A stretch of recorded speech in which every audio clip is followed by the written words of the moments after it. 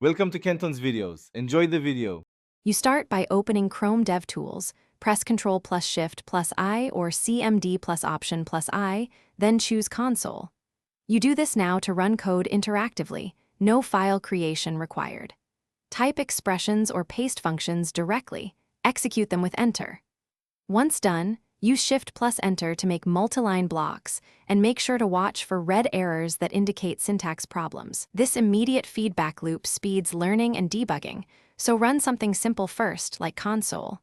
Log, hello, now map your local project into DevTools via sources. Right-click and add folder to workspace, grant permission, and open a JS file. You will edit code live, save changes to apply them to the served page. Set breakpoints on key lines to pause execution, then use step over and step into to trace logic. While paused, inspect variables in scope and evaluate expressions in the console. This hands-on tracing explains why a value changed and where a bug originates, so reproduce the issue and step through it.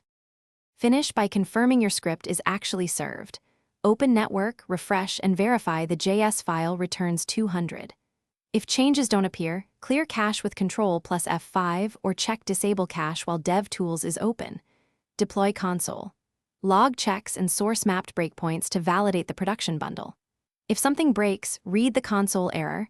Missing file, syntax error, or CORS issue is usually the cause. A quick troubleshooting tip.